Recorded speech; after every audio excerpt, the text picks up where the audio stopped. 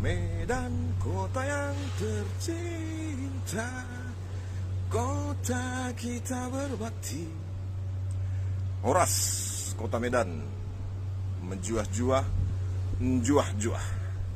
Saya nggak berani menyebut yel-yel dari ini ya, sambutan dari Nias, karena saya memang sudah ketakutan ya, saya sudah fobia terhadap Nias. Orang-orang Nias sudah terbukti ampuh menyebarkan Nias fobia kepada saya, mungkin kepada masyarakat yang lain juga. Jadi begini, saya ingin ceritakan, saya seminggu ini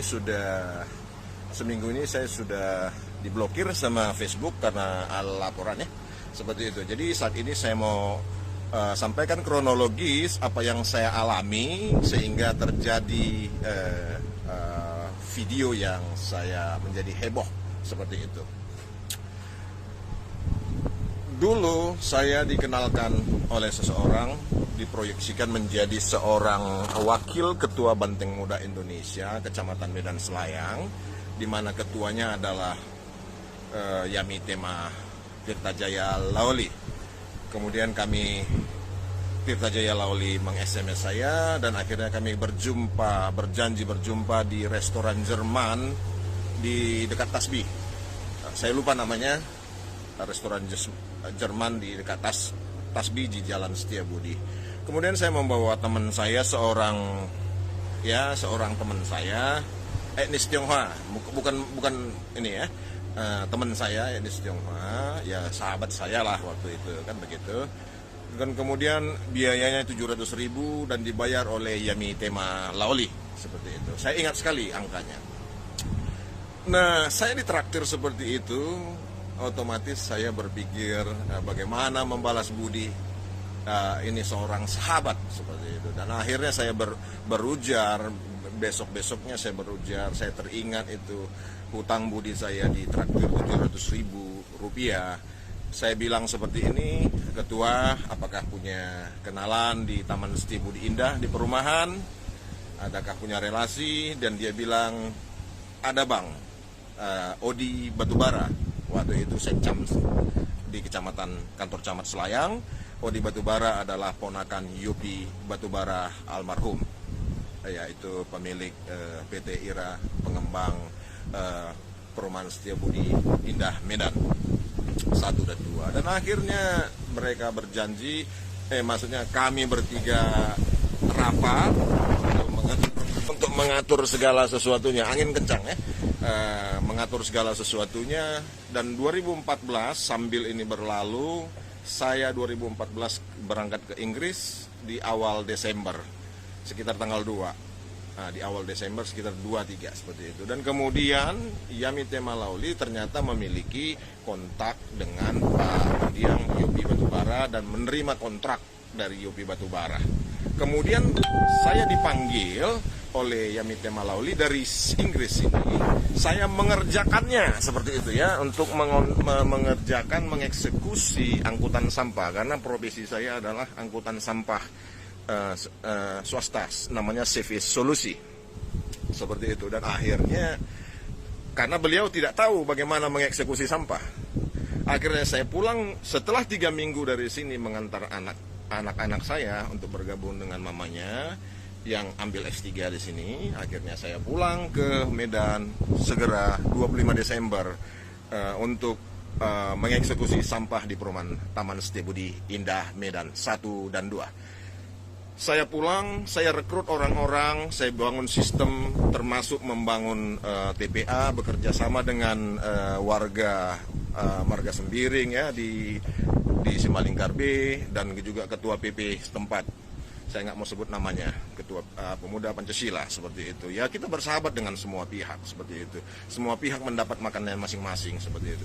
Saya dan Yami Tema Laoli menandatangani kontrak 5 tahun di notaris, saya lupa, Boru Siregar di Ayahanda, Jalan Sendo atau jalan apa itu, dekat GKPA itu, Wisma Angkola seperti itu.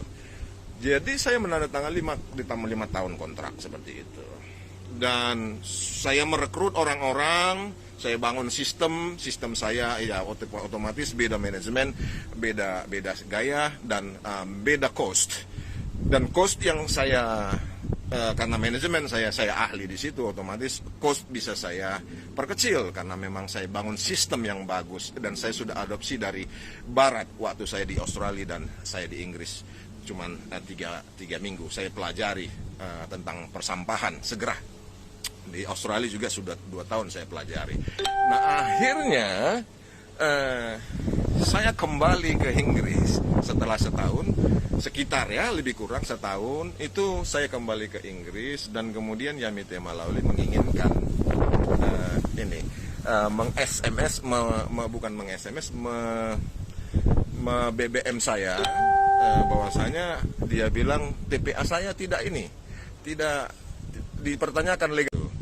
Dan akhirnya, oke, ini sudah mulai kelihatan gejala sabotase seperti itu. Dan akhirnya saya kembali ke Medan, dan akhirnya saya bilang rupanya malam-malam manajer PT Kanijaya Sentosa bernama Heri itu memanggil anggota saya malam-malam untuk tanda tangan kontrak sepihak, yaitu kontrak hanya sebulan dan sepihak karena Yamite Malauli hanya yang memegang, pihak KPT Kanijaya Sentosa saja yang memegang kopi kontrak.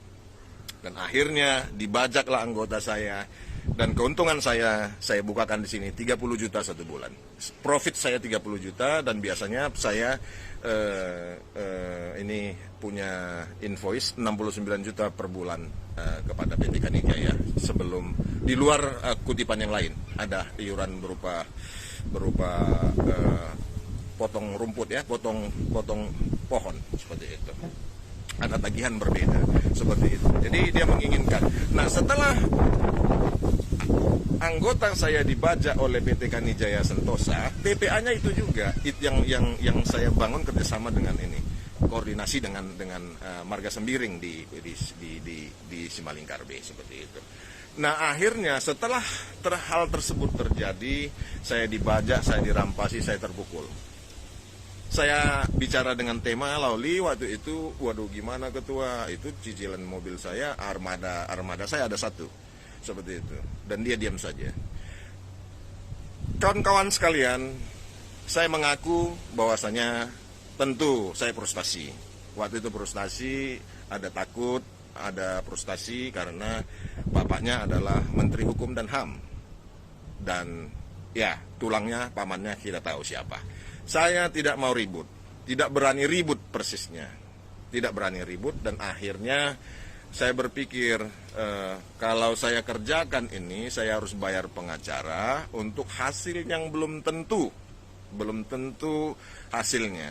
Tapi kalau saya kembali ke Inggris, minimal 1,5 juta per hari saya dapat. Akhirnya saya putuskan dengan rasa kecewa, dengan rasa berat hati, saya putuskan untuk tidak mengambil jalur hukum. Tidak mengambil jalur hukum dengan konsep mungkin bukan hukum positif yang saya tempuh, tetapi bisa saja hukum budaya, hukum adat. Saya ingin main di sosial, hukum sosial seperti itu. Dan akhirnya saya mencoba untuk menulis keluhan saya di Facebook saya. Saya juga menulis, copy paste-nya ke Facebooknya Bapak Yasona Lauli. Begini lebih kurang isinya. Kepada yang terhormat, kepada siapa saja yang bisa menghubungkan saya kepada Pak Yasona Lauli, Menkumham RI, agar kami dapat membicarakan kerugian yang ditimbulkan oleh anaknya atas nama Yamitema Tirtajaya Lauli senilai 1,4 miliar rupiah dengan kira-kira 30 juta kali 48 bulan. Seperti itu lebih kurangnya, seperti itu. 1,4 miliar rupiah agar terima kasih. Seperti itu. Dan akhirnya ada yang mengatakan, ada orang PNS, orang Nias di Pemkab di Pulau Nias mengatakan dia bisa menghubungkan saya dengan Yasona Lauli, dan akhirnya Di akhirnya melalui inbox dia mengatakan pihak Yasona Lawli tidak mengenal saya, pihak keluarga besar Yasona Lawli tidak mengenal saya, seperti itu. Dan saya bilang ini antara damai dan perang. Saya bilang kalau saya siap damai, saya juga siap perang, seperti itu. Artinya perang urat saraf. Tentu ya. Tentu Daud harus punya jarak dengan Goliat. Kalau Daud dengan Goliat tidak punya jarak, Daud pasti mati. Seperti itu. Nah, jadi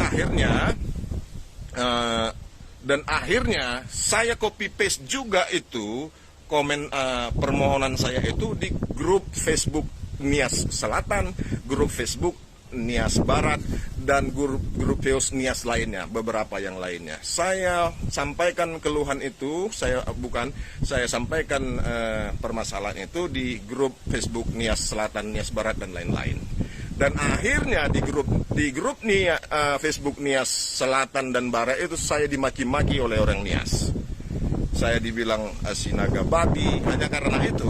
Ada yang bilang nenek moyang orang Batak itu monyet katanya. Dan akhirnya saya mundur dari situ. Saya mengatakan seperti ini. Saya mohon maaf. Saya dirampok ya. Saya sudah dirampok. Saya coba menggapai dengan secara sosial, secara persuasif. Saya dimaki dan nenek moyang orang Batak disebut monyet. Hanya